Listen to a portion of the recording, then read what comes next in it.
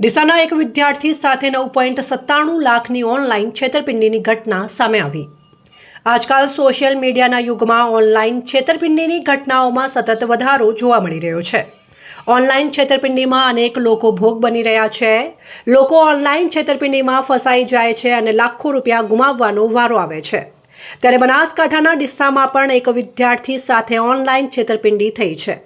વિદ્યાર્થીએ ઓનલાઈન છેતરપિંડીમાં લાખો રૂપિયા ગુમાવ્યા છે। છેતરપિંડીનો ભોગ બનતા લોકોને રોકી શકાય તે માટે સરકાર પણ અનેક પ્રયત્નો કરી રહી છે। અનેક જાહેરાતોના માધ્યમો થકી લોકોને સાવચેત રહેવાની અપીલ પણ કરવામાં આવે છે। જો કે સરકારની જાહેરાત બાદ પણ લોકો લાલચમાં આવી ઠગાઈ જતા હોય છે અને ભોગ બનતા હોય છે। ત્યારે કંઈક આવો જ કિસ્સો બનાસકાંઠામાં પણ સામે આવ્યો છે। ડીસાના એક વિદ્યાર્થી સાથે 9.97 લાખની છેતરપિંડીની ઘટના સામે આવી છે। વિદ્યાર્થીએ ઓનલાઈન ગેમિંગ મશીન લિંક મારફતે જાહેરાત જોઈ હતી, જે મશીન તેની કિંમત કરતાં સસ્તું આપવાની જાહેરાત હતી અને આ જાહેરાતને જોઈ વિદ્યાર્થીએ સસ્તામાં ગેમિંગ મશીન ખરીદવાની લાલચમાં માત્ર એક માસના અંતરે ₹9.97 લાખ ટ્રાન્સફર કરાવી દીધા હતા। રાજસ્થાનના હનુમાનગઢમાં રહેતી ઠગ ટોળકી કે જે ડીસાના વિદ્યાર્થી પાસેથી ગેમિંગ મશીન PS5 આપવાની વાત કરી અલગ અલગ સમયે પૈસા મંગાવ્યા હતા। જે ઠગોએ આ ઓનલાઈન સાયબર ક્રાઇમ કર્યું છે તેઓ પણ વિદ્યાર્થી છે અને રાજસ્થાનમાં હોસ્ટેલમાં રહીને અભ્યાસ કરે છે અને તેઓએ આ યુટ્યુબ લિંક મારફતે લોકો સાથે છેતરપિંડી કરવા માટે એક લિંક બનાવી હતી અને તેમાં તેમનો નંબર પણ આપ્યો હતો। આ લિંક ડીસાનો વિદ્યાર્થી જેમાં ફસાયો હતો અને ગેમિંગ મશીન સસ્તામાં ખરીદવાની લાલચમાં આરોપીઓએ આ વિદ્યાર્થીના ફોનના એક્સેસ મેળવી લીધા હતા અને ઓટીપી અને ડાયરેક્ટ પૈસા ટ્રાન્સફર કરાવ્યા હતા। જો કે આ વિદ્યાર્થીના પિતાના એકાઉન્ટમાંથી રૂપિયા ઓછા થતાં તેના પિતાને ખબર પડી હતી અને તેની તપાસ હાથ ધરતા પોતાનો દીકરો સાયબર ફ્રોડનો શિકાર બન્યો છે અને લાખો રૂપિયા ગુમાવ્યા છે। આ સમગ્ર ઘટનાની જાણ થતાં વિદ્યાર્થીના પિતાએ સાયબર પોલીસ મથકે ફરિયાદ દાખલ કરાવી હતી અને ત્યારબાદ પોલીસે ટેકનિકલ એનાલિસિસ અને હ્યુમન સોર્સના આધારે આરોપીઓના લોકેશન રાજસ્થાનના જયપુરમાં મળતા પોલીસે આ ચારેય ઠગને ઝડપી પાડ્યા છે। આ ચારેય આરોપીઓ જેમાં જુગલ ભગીરથ સુથાર, દીપક ભગીરથ સુથાર, સુનિલ સુરેન્દ્રગર જાટ, પ્રદીપ મામચંદ જાટ નામના આરોપીઓ રાજસ્થાનના છે। જો કે આરોપીઓ પણ વિદ્યાર્થી છે અને તેઓ સ્પર્ધાત્મક પરીક્ષાની તૈયારી કરી રહ્યા હતા અને પૈસાની લાલચમાં આ પ્રકારની લિંક બનાવી અને છેતરપિંડી આચરતા તેઓ પણ કાયદાની ચંગુલમાં ફસાઈ ગયા છે।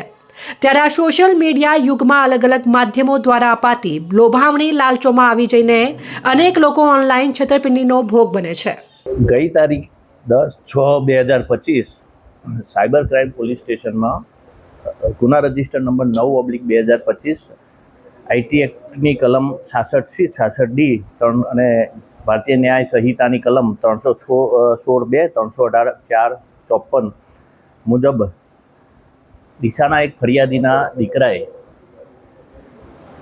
PS5 નામનું મશીન, જે ગેમનું મશીન આવે છે, ગેમનું મશીન ખરીદવા માટે યુટ્યુબની લિંક મારફતે અત્યારે હાલ ઘણા બધા યુવાનો આ યુટ્યુબમાં જોઈ અને જે સસ્તી ગેમ ખરીદવા માટે છેતરાતા હોય, જે એ જ રીતે આ યુટ્યુબ લિંક મારફતે ગેમિંગ મશીન PS5 સસ્તામાં ખરીદવા માટે જે યુટ્યુબમાં જાહેરાત આપી હતી, એ જાહેરાત આધારે એનો કોન્ટેક્ટ કરી અને જે ફરિયાદીના દીકરાએ કોન્ટેક્ટ કરી અને ગેમ ખરીદવા માટે જે આ લોકો જે ફ્રોડ કરે છે એમનો કોન્ટેક્ટ કરેલો હતો અને એ કોન્ટેક્ટ આધારે પેલા જે સામેવાળા વ્યક્તિઓએ ધીરે ધીરે આ છોકરા પાસેથી ₹9,97,000 પડાવી લીધા હતા। એના ફોનનો એક્સેસ મેળવી અને વિડીયો કોલ ને બીજી ઘણી રીતે યુપીઆઈમાં પૈસા નખાઈ અને ₹9,97,000 અત્યારે કઢાઈ લીધા હતા। અત્યારના સમયે આ ખૂબ ગેમ બાબતે ઘણું બધું ફ્રોડ ચાલે છે, જે અત્યારના યુવાનોએ આ જોઈ અને સજાગ થવાની જરૂર છે। તો આ જે ફરિયાદીના દીકરાએ ₹9,97,199 એ લોકોએ સામેવાળાએ એમના એકાઉન્ટમાં નખાઈ લીધા હતા, જે બાબતની ફરિયાદીએ અહીંયા ફરિયાદ આપેલી હતી। આ ફરિયાદની ગંભીરતા જોઈ અને અમારા મહેરબાન આઈજી સાહેબ ચિરાગ કોરડિયા સાહેબના સૂચના આધારે અમારા એસપી સાહેબ નાઓએ તાત્કાલિક ટીમ બનાવી અને જે આ ટેકનિકલ એનાલિસિસ કરી આ લોકોના કોલ રેકોર્ડ્સ સીડીઆર એસડીઆર અને એના લોકેશન તેમજ બેંક એકાઉન્ટ ચેક કરી અને એમના જે લોકેશનો આધારે ટીમો રવાના કરી હતી અને આના આધારે જયપુરનું લોકેશન આવતું હોય જયપુર જઈ અને ટીમે આ આરોપીઓને જયપુર જઈ અને ત્યાં ઝડપી લીધા હતા, જેમાં જુગલ ભગીરથ બાબુલાલ, જે આરોપીઓ જે પકડાયા છે આ ગુનામાં, એમના નામ બોલું છું, જુગલ ભગીરથ બાબુલાલજી જાતે સુથાર, 18 વર્ષનો છોકરો છે. એ સિવાય દીપક છે, દીપક બાબુલાલજી સુથાર એનો ભાઈ છે.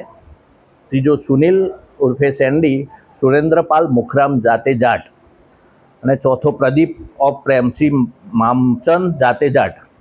આ ચારેય જણાએ ભેગા થઈ અને આખું આ જે ફરિયાદીના દીકરા પાસેથી પૈસા પડાવી લીધા હતા. આ લોકોને જયપુરથી ટેકનિકલ એનાલિસિસ અને હ્યુમન સોર્સથી અમારી ટીમે પકડી અને અહીંયા પૂછપરછ અર્થે અહીંયા લઈ આવેલા.